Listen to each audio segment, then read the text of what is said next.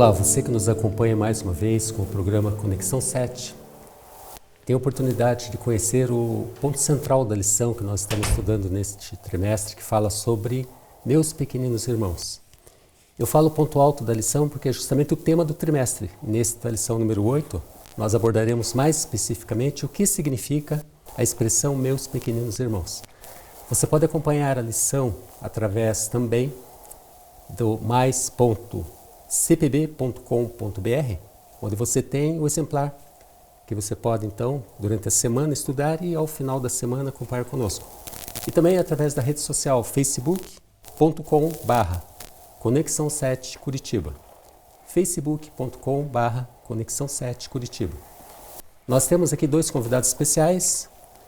Eu tenho aqui o Antônio Carlos, que já está conosco várias vezes, né, Antônio Carlos? Bom dia, bom sábado. E também o Eduardo. O Eduardo hoje está estreando no programa, é isso, Eduardo? Isso, estreando. Agradeço bastante o convite. Espero que possamos fazer um bom estudo desse tema que é tão importante para nós, né? É verdade. É um tema assim que é fácil. Nós pensamos às vezes o que significa a religião, né? Quando a gente fala em religião, a gente sabe que existem muitas correntes, muitas interpretações, existem discussões que não deveriam existir, mas existem, né? Mas quando você fala da religião prática, a gente vai à Bíblia e aprende que Jesus deixou uma orientação muito clara para nós. E a lição desta semana especificamente, ela fala a respeito do momento em que Jesus foi indagado pelos discípulos, o que aconteceria no final dos tempos. E ele logo após descrever ali os sinais que aconteceriam, ele relata que Deus estaria então se dirigindo às pessoas em duas categorias de pessoas. E a uma dessas categorias, ele responde: em verdade vos afirmo que sempre que o fizestes a um destes meus pequeninos irmãos, a mim o fizestes. Isso está em Mateus 25:40. E qual é a razão dessa resposta que ele deu? Foi justamente uma pergunta que apresentaram a ele, de que quando é que nós, que estaríamos aqui nesse momento vivendo, teríamos atendido diretamente a Jesus, porque ele afirmou que quando ele esteve preso, essas pessoas foram visitá-lo. Quando ele estava enfermo, foram visitá-lo nos hospitais. Quando ele estava nu, foi vestido. E quando estava com fome, foi alimentado. E perguntaram, mas quando você esteve aqui na terra e nós fizemos tudo isso? Aí ele responde, quando fizeste a um destes meus pequeninos irmãos, a mim o fizeste. Então esse é o tema central da lição nesta semana. E nós vamos falar uma coisa bem interessante aqui, que fala inicialmente a respeito do reino de Deus. Quando nós ouvimos essa expressão reino de Deus, nós imaginamos assim algo futuro. Mas Deus, quando estabeleceu o plano de redenção da raça humana, Ele queria que já fosse antecipado aqui nesse mundo, no momento que nós estamos vivendo, um pouquinho desse reino. Então, essas pessoas com as quais nós mantemos contato durante a nossa vida, elas são uma oportunidade que nós temos para demonstrar aquilo que nós gostaríamos que acontecesse nesse reino futuro. E que é justamente o que Deus havia planejado, né? Eu gostaria de começar aqui perguntando para o Eduardo a respeito daquele que é o mais famoso dos sermões na Bíblia, que foi apresentado pelo próprio Jesus. Qual é esse sermão, o que ele representa e o que Jesus quis dizer especificamente, Eduardo, a respeito do atendimento aos necessitados? Quando fala do Sermão do Monte, né, o Sermão da Montanha, alguns estudiosos chegam a comentar que Jesus parece que por algum determinado instante ele esqueceu o ambiente que ele estava vivendo aqui na Terra e ele transformou as palavras dele como se ele estivesse falando para os próprios habitantes do Reino Celestial. Porque ele se valeu de situações que eram totalmente contrárias a que as pessoas queriam estar ouvindo naquele momento.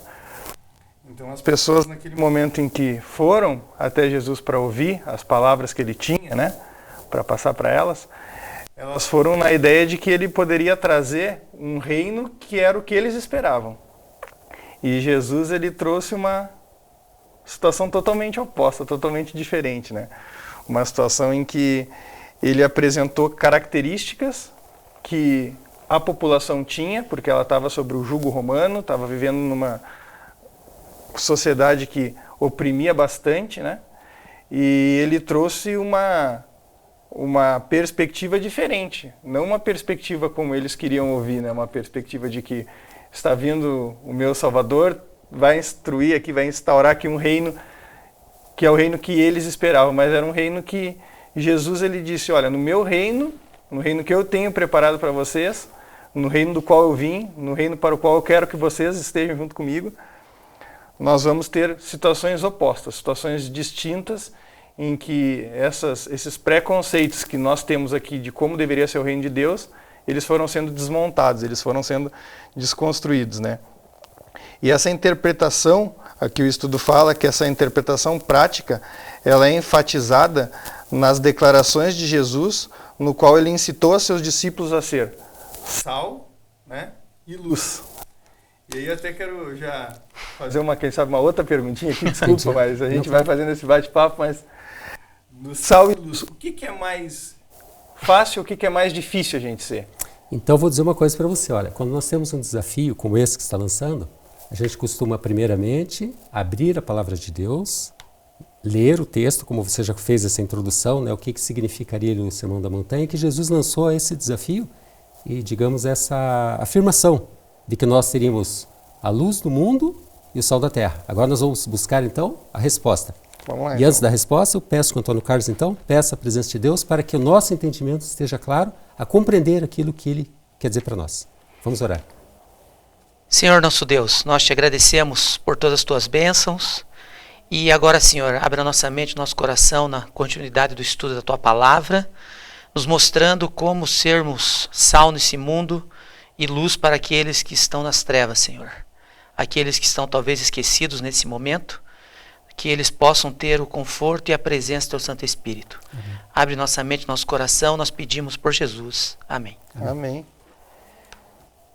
Antônio Carlos, então, essas questões aí que ficaram no ar. Sal da terra, luz do mundo. Olha, eu acho que a lição ela abre muito bem, falando que Jesus, ele trouxe um ensino prático, né? Porque Jesus, ele era de ações, né? E uma das maiores dificuldades que nós temos, talvez, até por uma forte influência da cultura grega, né? Nós somos muitos teóricos, né? Nós vamos muito na teoria. Então, eu vejo assim, o que é você ser sal, né? É você temperar a vida das pessoas, né? Não pode ser, se você vai colocar uma tonelada de sal, aí vai ser um exagero, né? Se você vai deixar sem sal, vai ficar sem gosto. Então, tem que ser no ponto, certo? Agora, você ser luz, bom, Cristo é a luz do mundo, né? Eu vejo assim, para você ser luz na vida de alguém, olha, eu acho que você tem que ir muito além daquilo que você pensa ou imagina, né? Porque o sal talvez seja mais, não vejo, talvez mais simples, né? Mas você chega ali numa situação, você dá um conselho, você ora com a pessoa, tal. Agora, para você ser uma luz que ilumina, você tem que estar muito bem, eu acho, em paz com Deus, em paz com as pessoas, você ter uma vida realmente de exemplo como cristão, né? Que eu acho que é uma luta que todos nós enfrentamos, né? Porque Ele é a luz do mundo, né? Então o meu espelho é Ele, mas para chegar aonde Ele está, claro, nunca vou chegar porque nunca serei perfeito como Cristo, certo? Mas nós temos a cada dia a chance de sermos para alguém a luz.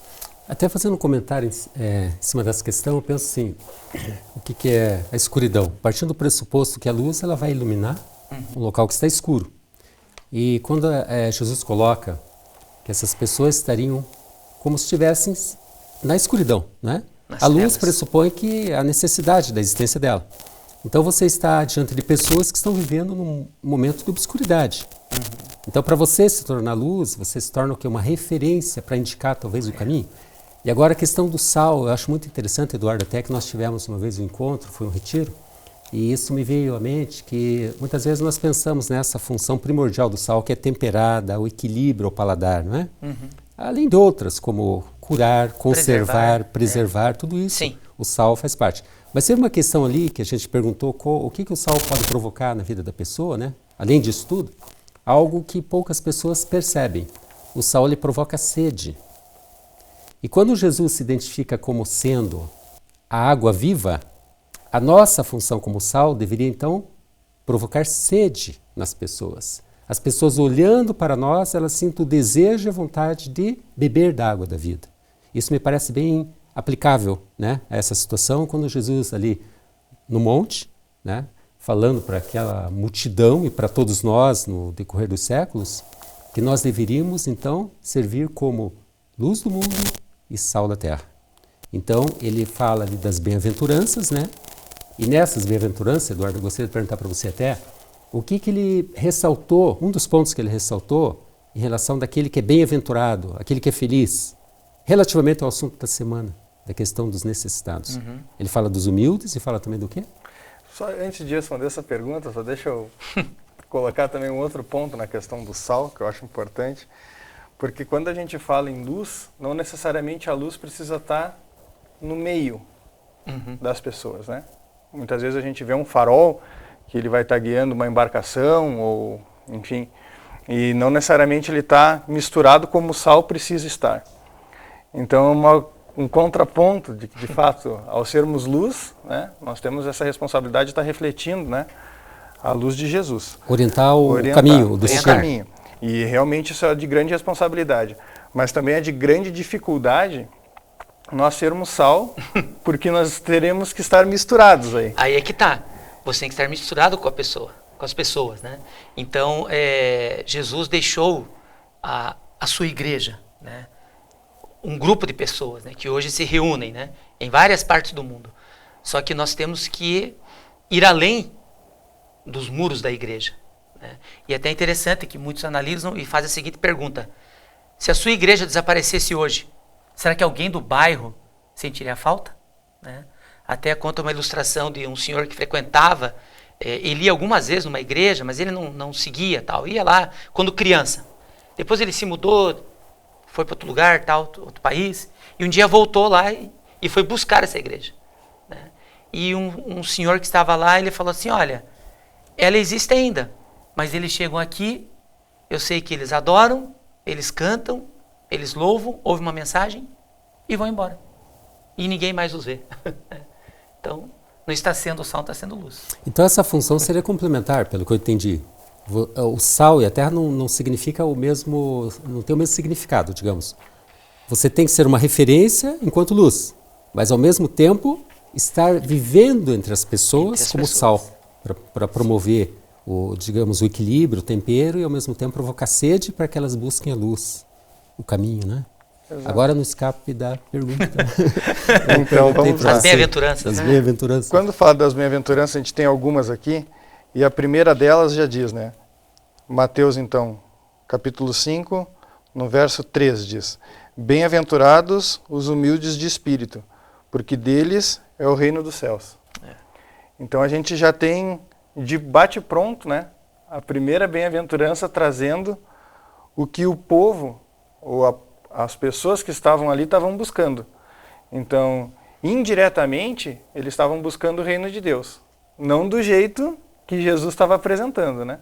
Mas Jesus, ele fez esse contraponto dessa ideia que eles tinham e disse: olha, vocês que estão humildemente, né? Então aqui quando fala os humildes de espírito, então vocês que têm buscado isso, então ele já abre essa questão, e aí a gente pode estar transformando essa questão, ou trazendo essa questão da humildade de espírito em todos esses outros sentimentos que a gente vê que se fazem necessários, a gente está misturado para fazer com que isso seja um ponto de apoio, para que a gente tenha condições de, a partir daí, ministrando as necessidades das pessoas, e a partir daí a gente também está construindo essa questão espiritual. Eu até trouxe aqui, porque na verdade esses estudos que a gente faz aqui, eles são estudos que são sequenciais, né? Então o Olívio comentou assim, nós temos o ponto alto da lição agora no estudo 8, mas isso eles vêm continuamente sendo apresentados através de inúmeras lições. E aí quando está falando da necessidade, eu até trouxe aqui, que é um outro manual que a gente estudou em 2016, e ele falava sobre o papel da igreja na comunidade. E aqui nesse manual, na lição 6, ele falava assim, que unicamente os métodos de Cristo trarão o verdadeiro êxito ao nos aproximarmos do povo. Então, quais eram os métodos de Cristo? O Sermão do Monte é uma dessas Perfeito. nossas referências. E diz assim, o Salvador se misturava com os homens como uma pessoa que lhes desejava o bem. E aí ele vai falando como que ele fazia. Então, primeiro, Jesus ministrava a necessidade com as pessoas como alguém que desejava o bem. Jesus tinha compaixão pelas pessoas. Jesus ministrava-lhe as necessidades depois de se misturar com elas. E quando ele combinava o primeiro com o segundo e com o terceiro elemento, ele ganhava a confiança das pessoas e falava, agora segue-me. Então, como isso é importante? Então, às vezes a gente perde um pouquinho essa referência de que podemos estar fazendo algo completamente distinto se pensarmos na humanidade como Jesus pensava, como um passo a ser evoluído como humanos para que consigamos alcançar o reino de Deus depois. É porque Jesus ali ele fala realmente para um grupo de pessoas que estavam sendo oprimidos, esquecidos, excluídos, né? Marginalizados. Os que choram, os que sofrem opressão, né? Os que são oprimidos. Então, há uma esperança para vocês. Né? De vocês é o reino dos céus. Né? Porque viviam num contexto difícil de vida. Social, né? Porque eram social, as pessoas comuns, né? Não eram comuns. Pessoas abastadas, privilegiadas, não pertenciam a nenhuma casta, então eram pessoas comuns que tinham esse sofrimento. Então elas compreendiam bem o que significaria, né? Sim. E a lição fala até, Antônio Carlos, de vencer o que? Vencer o mal com o bem, que é dentro desse contexto, inclusive. Isso, o mal com o bem. É porque a lição se reporta à sociedade romana, né? Então ali o que acontecia? Havia opressão, as pessoas eram sobrecarregadas por pesados impostos, por uma tradição religiosa que trazia um contexto ainda muito mais difícil para essas pessoas, né? Mas Jesus deixou uma grande lição quando ele fala, ande a segunda milha, se alguém te ferir uma face, vire a outra, né? Porque qual é a tendência natural e o que muitas vezes os discípulos e muitos seguidores de Jesus pensavam, né? Ah não, agora veio o Messias, agora ele vai subjugar o poder romano, agora ele vai trazer uma sociedade justa, uma sociedade igualitária, né? Mas aí Jesus foi mostrando que o reino dele não era desse mundo, né? E que ele veio com uma missão além do que eles estavam pensando, né? Ele veio como Messias, o Salvador, né? Porque a palavra Jesus, Jeová é a salvação, né? Agora veja, muitas vezes nós, como pessoas no nosso dia a dia, a tendência natural nossa é realmente pagar o mal com o mal, né? Principalmente hoje que a gente é bombardeado de tantas notícias ruins nos meios de comunicação. Você vê tanta injustiça, tanta opressão, e a gente às vezes pensa, puxa, realmente aquela pessoa, ela está levando o que ela merece, né? Mas não é a lição que Cristo nos deixou, né? Vença o mal com o bem. Agora, de que forma? Está lá em Mateus 7:12 a resposta. Tudo quanto, pois, quereis que os homens vos façam, assim fazei vós também. Eu queria salientar também nesse ponto o que traz Romanos 12, verso 20 e verso 21, que diz assim, ó, pelo contrário, se teu inimigo tiver fome, dá-lhe de comer, se tiver sede, dá-lhe de beber, porque fazendo isto, amontoarás brasas vivas sobre a sua cabeça. Não te deixes vencer do mal, mas vence o mal com o bem. E nessa linha que tu estava comentando, no caso da sociedade, muitas vezes a gente pensa assim, né? Não é que eu estou querendo fazer o mal. Na verdade, eu estou me defendendo do mal que estão me fazendo. Então tem gente que justifica isso, né? Porque é tão difícil a gente pensar em dar um tapa no rosto, vira o rosto para o outro lado, ou faz isso. E aí, mas isso está na contramão do mundo, eu não posso nem me defender. Né? E às vezes fica essa dúvida no ar mesmo, né? Como Jesus tratava isso?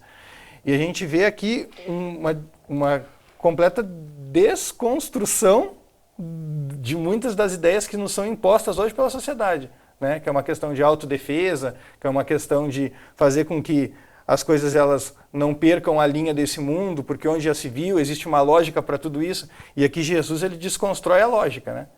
E até um termo que é utilizado no nosso verso inicial, que fala sempre, né? O Olívio é um bom advogado, mas eu quando estava estudando para concurso, sou concursado agora, eu lembro que toda vez que tinha na questão sempre, nunca, fica esperto, pode ser que não seja essa, né, a resposta correta, porque sempre é difícil. É relativo, né? E aqui está dizendo, sempre que fizeste um desses pequeninos, fizeste a mim.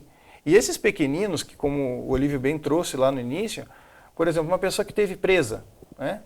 Mas não é uma pessoa que está merecendo estar presa? Aos olhos do mundo não é uma pessoa que deve, agora está pagando pelo que ela fez? Como que a gente vai ajudar essa pessoa, ou sempre ajudar isso?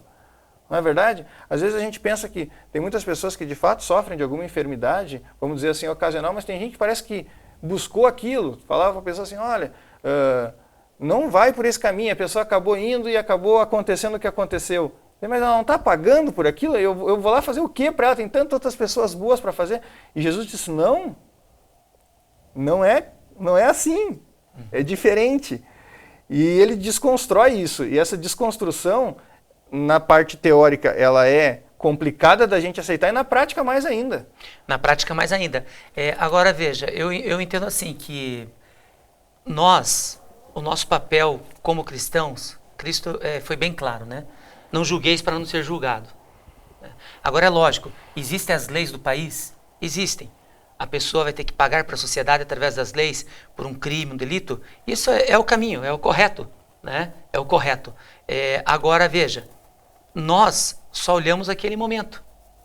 Deus vai olhar tudo que aconteceu na vida dessa pessoa, né? Porque ontem ouvi uma história de um rapaz que nunca teve carinho, amor na família, se envolveu com um grupo e era um grupo que agrediam as pessoas, né? Além de assaltar, eram agressores. E um dia um pastor se encontrou com esse rapaz. E esse rapaz começou a conversar com o pastor, né? E contando sobre a vida dele, o grau de agressão que ele chegou a fazer nas pessoas. E quando ele segurou o braço do pastor para falar algo, o pastor já ficou pensando, né? Será que ele vai me agredir também? Aí ele segurou no braço do pastor e falou assim, mas graças a Deus, Jesus me libertou. Eu tive um encontro pessoal com Cristo, né? Então hoje ele prega o amor. Até tem uma frasezinha aqui, né? Eu trato meus inimigos com amor, fazendo bem a eles, certo? Então foi uma pessoa que foi resgatada. Foi resgatada, né? Porque a oportunidade de salvação é para todos. E pecadores todos nós somos. Agora o que existe são graus de gradação de pecado e consequências diferentes, né? Eu acho interessante, porque você está falando da motivação que muitas vezes leva a pessoa que para nós, perante os homens, não é justificável, mas Deus enxerga isso também, né? Sim. Como sendo algumas oportunidades que ela não teve ou um fracasso, algumas injustiças que ela sofreu e ela está revidando a sociedade. Porque se fosse assim, Jesus não incluiria lá onde está em Mateus 25, estava preso e fosse inferno. Claro, ele excluiria os não, presos, aquele lá não vai lá, porque eles merecem o que eles têm. Né? Agora, veja, no nosso contexto diário, a gente arruma sem querer ou nos arrumam como inimigos, né? A gente tem esse nosso relacionamento social, pessoas que não têm uma simpatia pela gente, se consideram inimigos, a gente acaba. Não rola a química, como se diz, né? Mas eu lembro assim da figura, um dos maiores estadistas, Abraham Lincoln, quando perguntaram a ele a respeito disso, que ele tinha uma habilidade muito grande, né? De conciliar, de conquistar as pessoas, ele falava, eu derroto os meus inimigos tornando-me amigo deles. Ou seja, ele conquistava os inimigos dessa forma. Ele colocava brasas sobre a cabeça dos inimigos, eles ficavam tão constrangidos que não tinha como. Se vocês lerem um pouco a história de Abraham Lincoln, vocês vão se surpreender com momentos da vida dele assim, que são maravilhosos. Porque ele seguia exatamente esse princípio. E nós vemos outros pacificadores, né, conhecidos da humanidade. Temos Gandhi, que adotava esse princípio, até aliás ele falou, né? Mostra-me um cristão e eu me tornarei um deles, porque ele via que o cristianismo era uma religião muito teórica. Na prática não se via muito disso. Madre Teresa de Calcutá, que dedicou a vida dela toda numa obra essencialmente cristã, não é? Nós vemos Martin Luther King, direitos civis dos Estados Unidos, também se referindo, né, à obra de Gandhi, de pacifistas, Mandela, pessoas que adotavam o quê? A pacificação, vencer o mal com o bem. Mas na prática. Né? Na prática. Na prática. E entregando a própria vida, né, digamos assim. Bom samaritano, Eduardo, vamos falar, e daí o Carlos já vai pensando aí no rico e Lázaro. Né? A história do bom samaritano, ela é interessante porque a gente estava falando aqui do reino de Deus, né? E aí aqui, quando inicia o start da história do bom samaritano, o que trouxe essa história à tona, foi uma pergunta que foi feita, e está lá em Lucas 10, de 25 a 27. Diz assim, e eis que certo homem, intérprete da lei, se levantou com o intuito de pôr Jesus à prova e lhe disse: Mestre, o que farei para herdar a vida eterna? E aí o primeiro questionamento que vem é: existe uma relação entre a vida eterna e o reino de Deus? Acho que completa, né? Não tem como a gente pensar numa vida eterna sem o reino de Deus e o reino de Deus não sendo uma vida eterna, né? Mas o reino de Deus começa aqui. Começa aqui.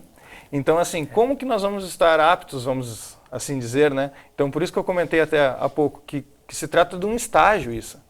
Então, se o reino de Deus é a gente fazer o que deve ser feito com essas pessoas com as quais a gente estava falando, isso aqui nada mais é que um estágio que nos prepara para o reino de Deus. Porque senão como é que a gente vai viver lá? E até tem um livro de uma escritora americana que ele fala que as pessoas elas nem ficariam felizes em estar no céu se elas chegassem lá e tivesse visto, elas se deparassem numa situação em que lá o amor é totalmente diferente, que a ideia é servir. O verbo é servir. Então, assim, o que eu vou fazer lá? Se a gente não consegue nem fazer aqui. Então, hoje a gente tem a liberdade de estar fazendo o que a lição, o estudo está propondo. Inclusive, eu acho interessante, porque quando fala do bom samaritano, na questão prática ali, a preocupação do judeu era, que perguntaram, era quem era o próximo. Quem era o próximo? Jesus inverteu a perspectiva e falou: torne-se você o próximo de todos aqueles. Ou seja, você é o próximo, aquele que vai ajudar quem está próximo. A escritora que ele citou, a escritora americana Ellen White, ela fala que próximo é todo aquele que precisa de você. Exatamente. Esse é teu próximo. É o teu semelhante, né? Rico e Lázaro. É que nós estamos chegando no final, esse assunto é bastante interessante, mas tem um pouco tempo aqui para concluir. Rico e Lázaro. É uma questão também da época, né? Sim. Que foi bem colocado por Jesus. Rapidamente. Qual que... Rico e Lázaro é uma... Você que está nos assistindo, é uma alegoria, né? Tá, de forma Partia alguma... do pressuposto comum que se acreditava numa vida paralela imediatamente após a morte. Exatamente. Um sofrendo eternamente lá e o outro estando no céu, né? Então, é uma alegoria, né? Que eu desafio você a estudar, a pesquisar mais a fundo, né? Mas é algo que nos mostra, nos reporta o seguinte, que muitas pessoas adotam a avareza como estilo de vida, né? Ou seja, são pessoas que escolheram o dinheiro ou o materialismo como seu Deus, né? E esqueceram as demais pessoas, né? Então, Rico e Lázaro, ele traz uma realidade do materialismo, do egoísmo, e que Jesus, ele tenta abrir os olhos dessas pessoas. Olha, o caminho não é esse. Você precisa lembrar que o que você tem é para servir. Não é para você ter tudo para você. Tem uma questão social, porque na época não existia, como hoje, existe previdência social, assistência social. Então era comum que os abastados, aqueles que tinham muitas propriedades, muitas riquezas, eles ajudassem essas pessoas, ou pelo menos isso era o que se esperava, porque os pobres, que não tinham nada, eles ficavam às portas das residências dos que eram ricos para receber alguma migalha, alguma esmola. Então a assistência social da época era essa. E uma coisa importante é que, na verdade, assim, não é que Lázaro estava fazendo mal para eles, né? Não é colocado aqui em momento nenhum que ele oprimia, que ele... Sim. Não, ele simplesmente esquecia. Ele simplesmente vivia a vida dele como se aquelas pessoas não existissem. E muitas vezes no nosso dia a dia, a gente comentava ainda ontem, que talvez o nosso maior desafio como cristãos hoje não é necessariamente a questão financeira ou, enfim, é a questão do tempo. A gente esquece muitas vezes de refletir, quanto mais de operacionalizar, né, o que a gente tem a necessidade de refletir. Então, você que para hoje e consegue ouvir essa lição e tem a possibilidade de estar refletindo sobre isso, já é um passo legal, né? A gente está refletindo. E colocar isso em prática agora passa a ser um desafio. Por quê? Porque o que nos falta hoje em dia é tempo, né? Tem um livro chamado Fuga para Deus que fala que o inimigo, sabendo que as pessoas elas não desacreditariam que Deus existe, ele passa a fazer com que as pessoas não tenham mais tempo para se relacionar com esse Deus. Porque depois que todos os milagres aconteceram com o povo de Israel, hoje, perguntar para a grande maioria das pessoas, Deus existe? Não, eu acho que Deus existe. Mas o que isso representa para você? Aí é um pouco mais difícil, né? Porque a gente perde essa... É por isso que a lição destaca que as escolhas que nós fazemos agora vão determinar o nosso futuro. a nossa vida eterna, né? E Rico e Lázaro mostra, né, uma situação onde a pessoa viveu todas as oportunidades, mas escolheu não mudar, né? Você falou oportunidade. Chegando agora ao ponto final da lição, eu poderia dizer o seguinte. Primeiro, não esqueçam, se você for lá no mais.cpb.com.br, você vai encontrar a lição do trimestre e as próximas, né? E temos também facebook.com/Conexão 7 Curitiba. Eu diria assim que nós, para fazer agora um fechamento aqui, né, que a lição é muito, muito oportuna. A próxima lição, número 9, você vai poder acompanhar, fala do ministério na igreja do Novo Testamento. Você vai perceber que a igreja, quando nasceu, era uma igreja que ia realmente às comunidades, às pessoas, para alcançá-las com a religião verdadeira, que era aquela de servir as pessoas. E eu diria que nós estamos hoje vivendo um mundo de, como você bem falou, Antônio Carlos, oportunidades. Deus coloca diante de nós a oportunidade de exercitar aquilo que nós devemos já estar acostumados a fazer lá no Reino de Deus, agora, não é mesmo? Através das pessoas com quem nós mantemos contato diariamente. Eu gosto de uma citação de um grande teólogo, Santo Agostinho, onde ele afirmava, ele dizia, lançava esse desafio, ele dizia assim, para que nós vivêssemos uma religião prática, pregue o Evangelho, se necessário, use as palavras.